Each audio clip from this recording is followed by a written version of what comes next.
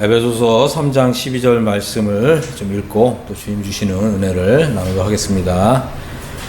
우리가 그 안에서 그를 믿음으로 말미암아 담대함과 확신을 가지고 하나님께 나아감을 얻느니라.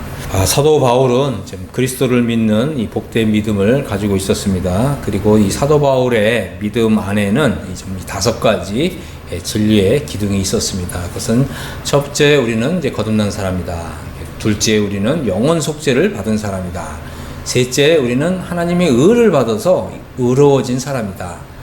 의신 득의가 이루어진 사람이다. 네 번째는 우리 속에 있는 이 죄성을 이길 수 있는 생명의 성령의 법에 의해서 해방을 받은 사람이다. 그리고 이제 다섯 번째는 하늘에서 그리스도와 연합을 이루고 있는 사람이다. 라고 하는 참 이런 진리를 그 마음속에 가지고 있었기 때문에 사도 바울은 이 담대함과 확신을 가지고 하나님께 나아감을 얻을 수 있었습니다. 우리가 이런 이 복된 믿음을 갖게 된다면 우리는 이전과는 다른 이런 신앙생활을 하게 될 것입니다. 우리가 이러한 이 5가지를 하나하나 살펴볼 건데, 어떻게 보면 참 우리가 이런 진리들을 이전에는 좀 들어본 일이 없기 때문에 다소 좀 어려울 수가 있습니다. 그것은 우리 주님도 공생의 당시에 제자들에게 하나님 말씀을 전할 때 이 평지에서 설교하신 때도 있었고, 또 이 산에 올라가서 하나님 말씀을 전한 이런 때가 있었습니다. 평지에서 하신 말씀은 참 누구나 쉽게 알아들을 수 있는 또 이런 말씀이었지만, 특별히 제자들을 따로 불러서 이 산에 올라가서 말씀을 전할 때에는 좀 다소 심도 있는 이런 말씀을 전했습니다. 그래서 우리가 참 이런 부분들을 좀 이렇게 염두에 두면서 이 하나님의 이 말씀이 이렇게 한 단계씩 올라가는 이걸 에스컬레이팅 한다고 하는 것인데, 이러한 한 단계씩 올라가는 이런 것들을 우리가 경험하면서 우리의 믿음도 한 단계씩 올라가는 거예요. 이것이 아주 중요한 것입니다. 그래서 우리가 주님을 알아가면 알아갈수록 우리의 믿음에 이렇게 승격이 이루어지는 이런 것을 경험하게 될 때, 바로 이것이 성령의 능력과 사역에 의해서 우리의 믿음이 더 높은 수준으로 올라가게 되는 걸 경험하게 되는 것이죠. 그래서 오늘 우리가 살펴볼 것은 영원 속죄에 대한 부분입니다. 오늘날 많은 기독교인들이 예수님을 믿고 있습니다. 하지만 영원 속죄에 대한 이런 그 믿음이 바로 정착되어 있지 않기 때문에 많은 혼돈을 겪을 수가 있습니다. 크리스천들은 당연히 예수님이 십자가에서 나의 죄를 대속했다, 이런 믿음을 가지고 있습니다. 하지만 좀 더 이런 내용을 좀 깊이 들어가 보면 전혀 성경과는 다른 이런 이해와 또 이런 이 믿음을 가지고 있는 것을 종종 발견하게 된다고 하는 것입니다. 성경에서 말하는 영원 속죄라고 하는 것은 예수님의 이 피가 가지고 있는 이 보혈의 권능과 권세 때문에 십자가상에서 영원한 속죄가 이루어졌다고 하는 것이죠. 그런데 많은 기독교인들이 어떻게 믿고 있냐면, 예수님이 십자가에서 우리 죄를 담당해 주셨는데 그거는 우리의 원죄만 해결된 것이고, 예수님을 믿고 난 이후에 우리가 짓는 죄, 이걸 자범죄라고 부르는 거거든요. 이 자범죄는 우리가 회개를 해야 이 죄가 용서받는다, 이렇게 믿고 있다고 하는 거예요. 그래서 이건 아주 좀 잘못된 믿음인 것입니다. 우리가 우리 죄를 자백한다고 해서, 아니면 회개한다고 해서 그 죄가 용서되는 게 아닙니다. 이 죄는 반드시 예수님의 피를 통해서만 용서된다고 하는 것이죠.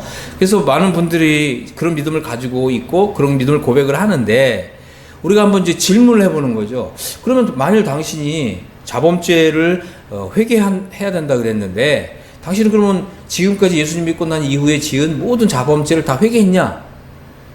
그리고 다 회개할 수 있냐? 이렇게 질문하면 대부분 사람들이 대답을 못한다고 하는 거죠. 왜요? 그 자범죄에 대해서 다 자백하고 회개하지 않거든요. 그러면 당신은 이 회개하지 않은 그 죄가 만일 여러분 안에 여전히 있다면, 여러분 그 죄가 때문에 어떻게 되겠냐? 그러면 고개를 푹 숙이면서, 그러면 심판받고 지옥 가는 거겠죠? 이렇게 대답한다는 거예요. 이런 믿음을 가지고 있다 보니까 사도 바울처럼 우리가 그리스도를 믿는 믿음을 통해서 담대함과 확신을 가지고 하나님께 나아가지 못하고 있다고 하는 것입니다. 그래서 우리가 이제 이 성경에서 말하는 영원한 속죄에 대한 진리를 정확하게 알고 믿을 필요가 있다고 하는 것입니다. 성경에서 말하는 이제 이 영원 속죄는 예수님의 이 피와 예수님의 피가 가지고 있는 권세, 이 효력을 믿는 이 믿음의 털을 잡고 있습니다. 이제 우리가 이해해야 될 건 뭐냐면 예수님의 피는 우리의 죄를, 그죠? 우리가 몸으로 지은 죄, 또 마음으로 지은 죄, 또 생각으로 지은 죄, 이 모든 죄들을 십자가상에서 단번이 영원히 속죄했다고 하는 것입니다. 그래서 이 부분을 좀 더 자세하게 말씀을 드리도록 하겠습니다. 이것을 좀 이해하기 쉽게 우리가 구약 시대에는 그럼 어떻게 죄 용서를 받았냐, 이 부분을 좀 말씀을 드리겠습니다. 우리가 이제 레위기 4장을 보면 구약 시대에는 죄를 지을 때마다 그때마다 내가 하나님께 죄를 지었구나, 그죠? 이것을 깨달을 때마다 하나님 앞에 이 속죄할 이 양 한 마리를 끌고 가서 이 동물을 잡아서 이 동물의 이 피를 가지고 자신의 죄를 속죄해야 했습니다. 만일 이렇게 이 속죄 제사를 드리지 않으면 하나님께서는 어떻게 말씀하셨냐면 너는 하나님 백성 가운데서 이제 끊어진다, 이제 이렇게 말씀하셨던 것입니다. 하지만 신약 시대에는, 그죠? 우리가 이 죄를 지을 때마다 우리가 속죄할 그 양을 한 마리씩 우리가 하나님께 끌고 가서 이 어린 양의 피를 바쳐서 죄의 사함을 받는 이런 방법으로 하지 않는다는 거죠. 왜 그렇습니까? 그것은 하나님의 아들이신 예수님이 이 세상에 오셨기 때문이죠. 예수님께서는 이제 십자가에서 우리의 모든 죄를 다 지고 가셨거든요. 그 모든 죄를 지시고서 예수님이 십자가에서 피를 흘려주셨어요. 그래서 예수님의 피가 그 모든 죄를 단번에 영원히 속죄했다고 하는 거죠. 그래서 요한복음 1장 29절에 보면 보라 세상 죄를 지고 간 하나님의 어린 양이로다 그랬잖아요. 그래서 예수님께서는 우리의 죄를, 이 세상 죄를 다 지고 가신 거예요. 그리고 예수님이 십자가에서 흘리신 그 피가 단번에 영원히 우리의 죄를 다 속죄를 한 것입니다. 그래서 우리가 그 예수님의 피를 믿는 거예요. 그래서 다시 말씀을 드린다면 예수님의 피는 효력이 있다는 거죠. 그 권능이 있다는 거예요. 그것은 세상 죄를 단번에 영원히 속죄하는 그런 권능과 효력이 있다고 하는 것입니다. 동물의 피는 그때 지은 죄만을 해결할 수 있는, 처리할 수 있는, 그 죄를 속죄할 수 있는 그런 능력밖에 없었다는 거예요.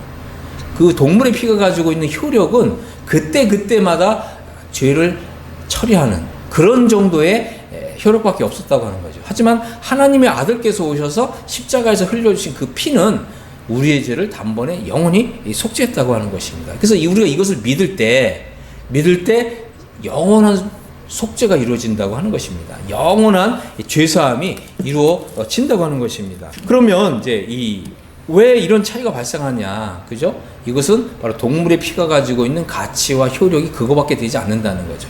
또 예수님의 피가 가지고 있는 효력과 가치가 단번에 영원한 이 효력을 가지고 있기 때문에 이제 이런 차이가 발생했다고 하는 것입니다. 동물의 피는요, 그때 지은 그 죄만을 해결하는 거예요.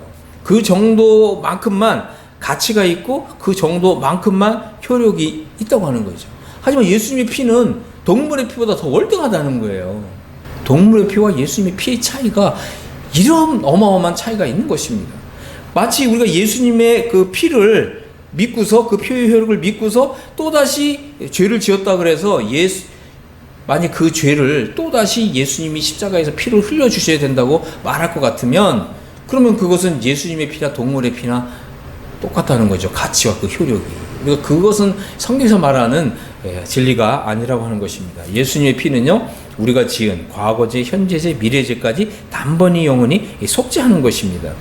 오늘날 많은 교회들이 이렇게 이 죄를 원죄, 자범죄 이렇게 구분해서 원죄는 예수님의 보혈을 통해서 해결이 됐지만 우리가 이제 예수님 믿은 이후에 짓는 이런 죄는, 이 자범죄는 날마다 우리가 회개해야 용서받는다라고 하는 이제 이런 믿음은 예수님의 그 피를 동물의 피의 가치와 효력 정도로 낮추는 거라고 하는 것입니다. 이런 것은 절대 성경적인 믿음이 아니라고 하는 것이죠. 그래서 우리가 단번에 영원히 속죄받았다고 하는 이제 이런 믿음을 가질 때 우리가 이제 구원의 확신을 가질 수가 있는 것입니다. 그래서 우리가 이제 히브리서 9장 10장을 통해서 이 영원한 이 죄사함의 진리를 한번 살펴보도록 하겠습니다. 히브리서 이제 9장 22절을 보겠습니다. 이제 율법을 쫓아 거의 모든 물건이 피로써 정결케 하나니 피 흘림이 없은즉 사함이 없느니라. 그러니까 피 흘림이 없으면 죄 사함이 없다고 하는 것이죠. 그래서 구약 시대에는 하나님이 이렇게 율법으로 정하셨다는 거예요. 구약 시대에 죄 용서 받는 방법은 이게 율법에 정해진 대로, 그죠? 레위기라고 하는 이런 이 제사법에 정해진 대로 자기가 죄를 지었다는 것을 깨달을 때마다 양이나 송아지를 하나님 앞에서 끌고 와서 이 피를 하나님께 바쳐야 됐다고 하는 거죠. 그럴 때 이제 이 제사장은 이 양이나 또 송아지를 끌고 온 그 사람을 향해서 하나님께서 당신이 드린 이 속죄 제사를 받으셨고 이제 당신은 이 죄가 용서되었습니다. 이렇게 선언하면 굉장히 이제 기쁜 마음으로 이제 집으로 돌아가는 것입니다. 이것이 이제 구약 시대에 하나님이 정하셨던 율법이 정한 죄의 용서를 받는 방법이었다고 하는 것입니다. 이제 9장 23절에 보니까 하늘에 있는 것들의 모형은 이런 것들로서 정결케 할 필요가 있었으나 하늘에 있는 그것들은 이것들보다 더 좋은 제물로 할지니라. 그렇습니다. 구약 시대에 이 동물의 피를 통해서 죄 사함을 받는 것은 이것은 사실은 이제 이스라엘 백성들을 위한 죄 사하는 방법이었습니다. 하지만 이제 신약 시대에 와서 하늘의 에클레시아에게는 이 동물의 피를 통해서 죄사함 받는 방법이 아니라 바로 하나님의 아들이신 예수 그리스도의 피를 통해서 죄사함을 받게 하셨고 또 예수 그리스도의 이 피가 우리의 죄들을 단번에 영원히 속죄했다고 하는 이 믿음을 가질 때 바로 하늘의 에클레시아가 되는 것이죠. 그래서 이 하늘에 들어가는 사람들은 동물의 피를 바른 사람들은 못 들어간다는 거예요. 예수님의 이제 피를 이렇게 마음에 발라야 하늘의 에클레시아에 속한 사람이 된다고 하는 것이죠. 그래서 우리는 이 예수님의 피가 동물의 피보다 더 큰 권능과 더 큰 효력이 있다. 그래서 나는 바로 이 동물의 피보다 더 큰 효능과 더 큰 효력과 더 큰 권세가 있는 하나님의 아들의 피를 믿는다. 하나님의 아들의 피가 가지고 있는 권세를 믿는다. 이게 바로 이제 마음에 예수님의 피를 바르는 거거든요. 이렇게 예수님의 피를 우리 마음에 이렇게 바를 때, 이런 바른 사람이 될 때 우리가 하늘에 속한 에클레시아가 된다고 하는 것이죠. 그래서 하나님의 아들의 피가 가지고 있는 그 효력 때문에 우리가 이 마음에 예수님의 피를 바르면 우리가 이제 하나님 앞에서 영원히 속죄받은 사람이 되는 거예요.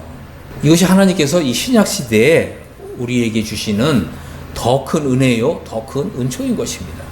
예수님의 피를 통한 영원한 죄사함과 영원한 속죄가 이루어지는 것이죠. 우리가 이렇게 믿을 때 우리의 구원이 영원토록 보장된다고 하는 것입니다. 우리의 이 믿음은 그죠? 사실 예수님의 이 피가 가지고 있는 권세와 효력과 효능에 대한 믿음인 것입니다. 하나님께서 이러한 우리의 믿음을 보시고 하나님이 굉장히 기뻐하시는 거예요. 그래서 우리가 이렇게 믿을 때, 그죠? 다시 말해서 예수님의 피를 우리 마음에 바를 때 하나님께서는 나를 정말 사랑하시고 기뻐하시는 이런 사람이 되는 것입니다. 우리 하나님이 이제 구약 시대에 보면 다윗 왕을, 그죠? 이는 내 마음에 합한 사람이다 이렇게 말씀하셨잖아요.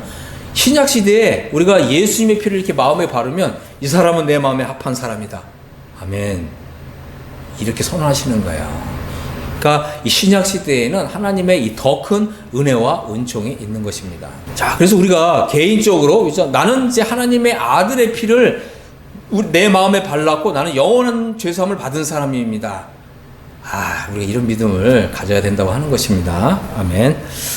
자, 이런 이제 이 믿음의 고백이 참으로 이 보배로운 믿음이라는 거예요. 참으로 보배로운 믿음. 이것은 이제 우리 하나님의 아들께서 이 세상에 오셔서 십자가의 성에서 그 모진 고난과 고통을 당했잖아요. 바로 하나님의 아들의 그 수고를 통해서 우리가 얻어진 사람들이 되는 거거든요. 이럴 때 우리 하나님 아버지 앞에서 우리가 이만큼 하나님 마음에 합한 사람, 보배로운 사람이 되는 것입니다. 자, 9장 24절에 보니까 그리스도께서는 참것의 그림자인 손으로 만든 성소에 들어가지 아니하시고 오직 참 하늘에 들어가사 이제 우리를 위하여 하나님 앞에 나타나신다. 대제사장이 해마다 다른 것의 피로써 성소에 들어가는 것 같이 자주 자기를 드리려고 아니하실지니 그리하면 그가 세상을 창조할 때부터 자주 고난을 받았어야 할 것이로되 이제 자기를 단번에 제사로 드려 죄를 없게 하시려고 세상 끝에 나타나셨느니라. 그렇습니다. 우리가 마치 우리가 이제 어떤 자범죄를 지을 때마다 예수님의 이 피가 또 흘려져야 된다고 할 것 같으면 그러면 예수님께서는 어떻게 해요? 세상 창조할 때부터 끊임없이 고난을 받으셔야 됐다고 하는 거죠. 이건 하나님의 방법이 아니라는 거예요. 하나님의 방법은 예수님이 이제 2000년 전에 십자가상에서 흘리신 그 피를 통해서 단번에 영원한 이런 이 속죄가 이루어지게 하는 것이고, 우리가 이제 그 십자가를 바라보면서 예수님이 흘린 그 피를 믿는 거죠. 예수님의 그 피의 효력을 믿는 거예요. 예수님의 그 피의 권세를 믿는 거예요. 그것은 다시 말해서 예수님의 피를 내 마음에 이렇게 바르는 거예요. 그래서 우리가 이 마음에 이렇게 예수님의 피를 바르면 바로 이것이 우리가 하늘에 속한 에클레시아가 되는 어떤 하나의 이 표정이 되는 것입니다. 그럴 때 이제 하나님의 이런 이제 이 심판이 이 땅에 임할 때 예수님의 피를 받은 사람은 이 심판이 넘어가는 거예요. 그래서 우리가 이제 6월절 어린 양의 피를 이렇게 마음에 바르면 이게 심판이 넘어가고 넘어간다. 이게 6월이라는 단어가 넘어갈 월자거든요. 그래서 예수님이 우리의 6월절 어린 양이 되어 주신 거예요. 아멘. 자, 그래서 지금은 신약 시대입니다. 구약 시대처럼 우리가 죄를 지을 때마다 그때 이 동물의 피를 드리는 것이 아니라, 그죠? 예수님의 그 십자가에서 흘리신 그 피를 믿는 믿음으로 가지고 우리가 바라볼 때, 우리가 이제 예수님의 피를 우리 마음에 바르게 되고 우리의 죄는 단번에 영원히 속죄되는 것입니다. 그렇기 때문에 이제 우리 입술에서는 예수님은 진정 나의 구주이십니다. 그죠? 예수님은 좀 하나님의 아들로서 나의 모든 죄를 단번에 영원히 속죄하기 위해서 십자가에서 피를 흘려 주셨습니다. 내가 받은 죄 사함은 영원한 죄 사함입니다. 이제 우리가 이렇게 믿음으로 고백을 할 때 이것이 바로 복된 믿음인 것이죠. 하나님이 인정하시는 믿음이라고 하는 거예요. 그럴 때 하나님께서는 우리 마음에 이렇게 예수님의 피를 받은 바로 그 자리에 성령으로 이렇게 인을 쳐 주시는 것입니다. 우리는 이제 예수님의 피가 가지고 있는 이런 권세를 믿을 필요가 있습니다. 자, 이제 히브리서 10장을 보겠습니다. 10장 1절을 보니까 율법은 장차 올 좋은 일의 그림자일 뿐이요. 그죠?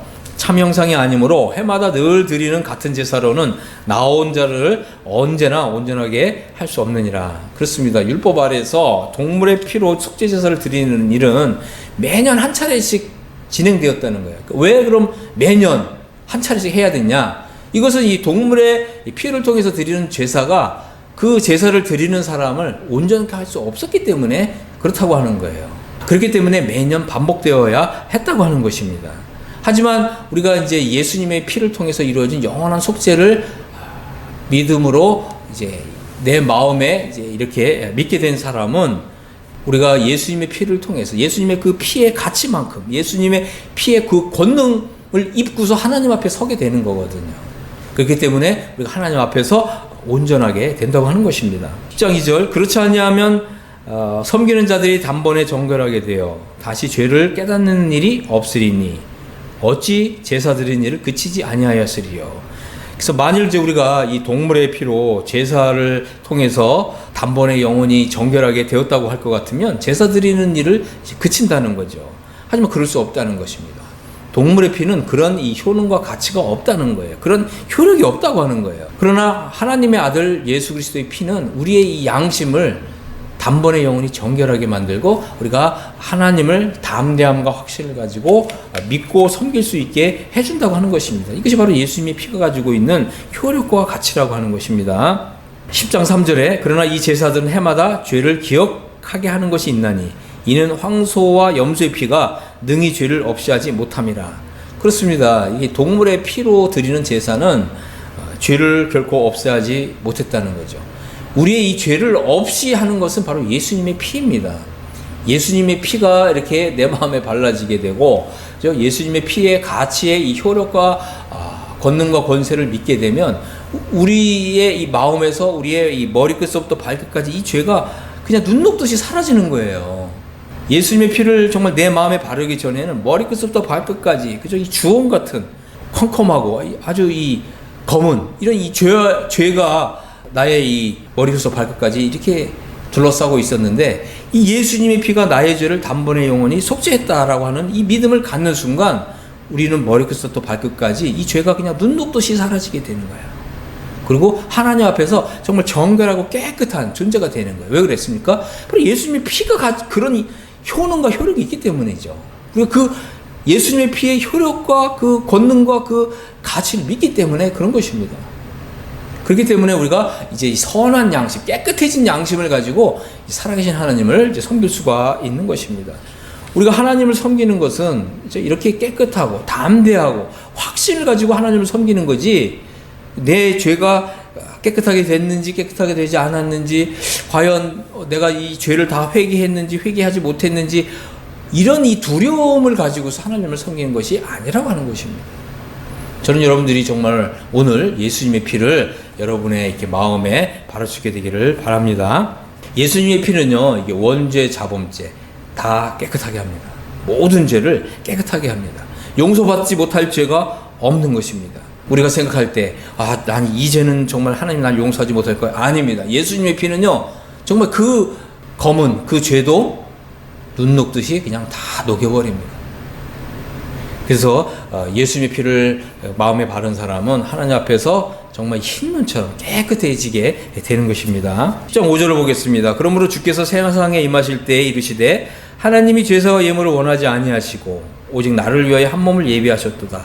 번제와 속죄제는 기뻐하지 아니하시나니 이에 내가 말하기를 하나님이여 보시옵소서 두루마리 책에 나를 가리켜 기록된 것과 같이 하나님의 뜻을 행하러 왔나이다. 그렇습니다. 하나님의 뜻은요, 우리가 지은 죄들을 단번에 영원히 속죄하는 것입니다. 예수님이 그 일을 위해서 십자가에 달리셨던 것이죠. 예수님이 바로 우리의 죄를 단번에 영원히 속죄하기 위해서 십자가에서 피를 흘려 주신 것입니다.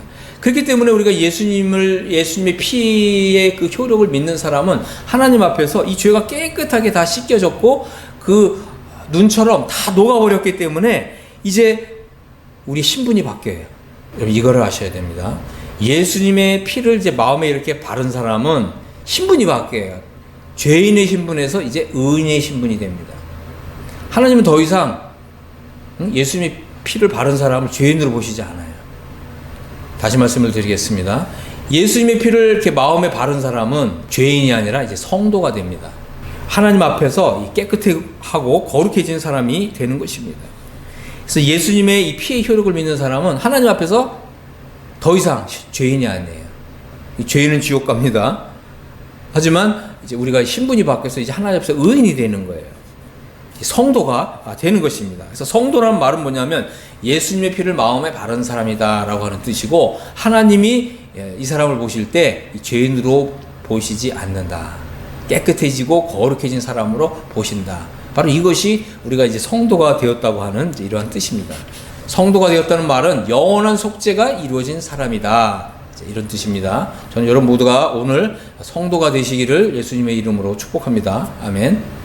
자, 10.8절을 보겠습니다. 위에 말씀하시기를 주께서는 제사와 예물과 번제와 속죄제는 원하지도 아니하시고 기뻐하지도 아니하신다 하셨고 이는 다 율법을 따라 드리는 것이라. 구에 말씀하시기를 보시옵소서 내가 하나님의 뜻을 행하러 왔나이다 하셨으니 첫째 것을 폐하심은 둘째 것을 세우려 하심이라. 그렇습니다. 이제 첫째 것은 바로 율법에 의해서 죄 용서 받는 방법이고, 이것은 동물의 피를 통해서 죄 용서를 받는 방법입니다. 이것은 이제 그때 드려야 됐던 방법입니다. 그런데 하나님께서는 이제 둘째 것을 세우셨어요. 이것은 예수님의 피를 통해서 세우는 것이고, 또 이것은 단번에 영원히 죄를 속죄하는 방법입니다. 둘째 것이 세워졌기 때문에 첫째 것은 폐해졌습니다. 이 더 이상 우리가 동물의 피를 통해서 죄 사함을 받을 방법이 이제는 없어졌다고 하는 거죠. 그래서 우리는 예수님의 피를 통해서 영원한 속죄가 이루어지는 그 어마어마한 복된 사실을 믿음으로 받아들여야 하는 것입니다. 그거 외에는 우리가 죄의 사함을 받을 수 있는 다른 방법이 없다고 하는 것입니다. 나의 죄를 속하는 방법은 예수님의 피 외에는 없습니다. 예수님의 피를 믿는 사람은 영원한 속죄를 받습니다. 자, 10장 10절 이 뜻을 따라 예수 그리스도의 몸을 단번에 들으심으로 말미암아 우리가 거룩함을 얻었노라. 이것은 참 놀라운 뜻입니다. 놀라운 구절입니다. 우리가 이제 영어 성경을 보면 이 뜻을 따라서 예수 그리스도의 몸을 단번에 영원히 들으심으로 말미암아 이렇게 돼 있어요. 그다음에 우리가 성화되었노라 이렇게 돼 있습니다. 영어 성경을 보면 we are sanctified 이렇게 돼 있어요. 그 다음에 through the offering of the body of Jesus Christ once for all 이렇게 돼 있어요. 그래서 once for all이라는 뜻은 뭐냐면 단번에 영원히 이런 뜻입니다. 예수 그리스도께서 2000년 전에 십자가에서 단번에 자기 자신을 들이셨고 그 다음에 그 효력은 이제 영원히 영원하다는 거예요. 그래서 우리는 하나님 앞에서 이제 sanctified 된 사람이다, 성화된 사람이다, 거룩해진 사람이다 라고 하는 것입니다. 바로 예수님의 피의 효력이 영원하다고 하는 거죠. 예수님의 이 피를 믿는 사람은 거룩한 사람입니다. 하나님 앞에서 성화된 사람이라고 하는 뜻입니다. 하나님 앞에서 거룩한 성도가 되었다고 하는 것입니다. 성도는 결코 심판받지 않는다. 예수님의 피를 믿는 사람은 결코 심판받지 않는다.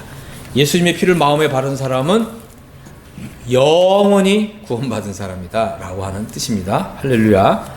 자, 예수님의 피를 마음에 발랐음에도 계속해서 구원받은 죄인이다 이렇게 가르치는 사람이 있습니다. 이것은 결코 성경적인 믿음이 아닙니다. 만일 계속해서 우리는 구원받은 죄인일 뿐이다 라고 주장하고 그렇게 믿고 가르치는 사람은, 그 사람은 예수님의 이 피에 의해서 우리가 단번에 영원히 성화되었다고 하는 것을, 이런 하나님의 말씀을, 히브리서 10장 10절을 믿지 않는 사람이죠. 그 사람의 그 장래 운명이 어떻게 될지는 저는 모르겠습니다. 자, 우리 하나님 아버지의 뜻은 분명합니다. 하나님의 아버지의 뜻은 첫째 것을 피하셨다는 거죠. 둘째 것 세우셨어요. 예수님의 피를 통해서 단번이 영원히 속죄받는 이 하나님의 뜻을 세우셨고, 이것을 예수님은 이루셨습니다. 그래서 우리가 예수님의 피를 믿으면 단번에 영원히 성화됩니다. 하나님 앞에서 거룩한 성도가 됩니다. 하나님 앞에서 거룩해진 사람이 됩니다. 거룩해진 사람은 이제 더 이상 죄로 인해서 심판받지 않습니다. 자, 그런데 우리가 이제 또 한 가지, 히브리서에서는 이렇게 영원한 속죄와 영원한 죄사함을 우리에게 말씀하고 있을 뿐만 아니라 통치 차원의 죄사함 또한 말씀하고 있다는 것을 우리가 알 필요가 있습니다. 이제 여러분들이 영원한 이제 죄사함을 받았다고 할 것 같으면 이제 여러분들이 통치 차원의 죄사함을 알아야 됩니다. 이것은 이제 히브리서 12장에 나타나 있습니다. 그러면 통치 차원의 죄사함이 뭐냐? 그 말은 뭐냐면 하나님의 은혜로 우리를 단번에 영원히 속죄해 주셨죠. 우리는 이제 영원한 죄사함을 받은 사람이 되었습니다. 이거 하나님의 은혜입니다. 그런데 하나님의 은혜와 통치는 함께 간다고 하는 것입니다. 우리는 이제 하나님의 은혜로 영원한 속죄를 받았는데 이제 우리는 하나님의 통치를 받는 성도가 되었다고 하는 것입니다. 그래서 이 성경에서 말하는 죄사함은 크게 두 가지입니다. 첫 번째는 영원한 죄사함, 두 번째는 이 통치적 죄사함입니다. 그래서 이제 이것을 좀 말씀을 드리겠습니다. 통치적 죄사함이라고 하는 것은 구원받은 성도가 이후에 죄를 지으면 어떻게 되느냐, 이제 이 부분을 이제 다루는 진리입니다. 구원받은 성도는 이제 하나님의 은혜의 대상일 뿐만 아니라 이 통치의 대상이라고 하는 것입니다. 하나님이 그 사람의 삶을 다스린다는 거 하는 것입니다. 우리가 영원한 죄사함을 받았기 때문에 그럼 마음 놓고 그럼 죄를 짓고 막 살아도 우리 구원받느냐? 구원받는 것이 확실하다. 그렇기 때문에 그럼 우리는 이제 마음껏 죄를 지으며 살겠다. 이런 사람들이 꼭 있다고 하는 거예요. 하나님은 그거 허용하지 않는다는 거예요. 착각하지 마십시오. 하나님은 우리가 은혜를 더하기 위해서 죄에 거해도 되느냐? 하나님은 금지하신다. 이렇게 말씀하신 것입니다. 자, 그래서 우리가 이 영원한 죄사함을 받았기 때문에 우리가 이제 이렇게 영원한 죄사함을 받은 이후에 짓는 죄에 대해서 더 이상 이제 심판과 정죄와 지옥에 들어가는 이런 일은 없다고 하는 거죠. 자, 우리가 이제 영원한 죄사함을 받은 이후에 죄를 짓는 것은 죄인이 죄를 짓는 것이 아닙니다. 바로 이 의인이 죄를 짓는 것이고 성도가 죄를 짓는 것입니다. 하나님께서는요, 이렇게 성도가 구원받은 이후에 게으르고 나태하고 방종하고 방탕한 삶을 살 때 하나님 그 사람을 징계하신다고 하는 것입니다. 왜요? 하나님 우리 너무나 사랑하시기 때문에. 그래서 이제 히브리서 12장에서는 주께서 그 사랑한 자를 징계하시고 그 받아들이시는 아들마다 채찍질 하신다 그랬거든요. 그래서 너희가 참으면 징계를 받기 위함이다. 하나님이 이 아들과 같이 너희를 대우하신다는 거죠. 그래서 어찌 아버지가 징계하지 않는 아들이 있으리요 그랬습니다. 하나님의 자녀가 또 성도가 의인이 죄를 지으면 하나님께서 사랑의 매를 드신다고 하는 거예요. 만약에 나는 이제 영원한 속죄 받았어. 그러고서 이제 허랑방탕한 삶을 사는데 그 사람에게 징계가 없다면 그 사람은 사실은 성령에 의해서 믿는 이런 사람이 아니라는 거죠. 구원받은 사람이 아니라는 거예요. 그래서 우리가 이 부분도 좀 진지하게 고민해 볼 필요가 있습니다. 성도가 이제 죄를 짓게 된다면 하나님께서는 이 사람이 다시 이제 회개하고 돌아오기를 원하시는 거죠. 왜 그렇습니까?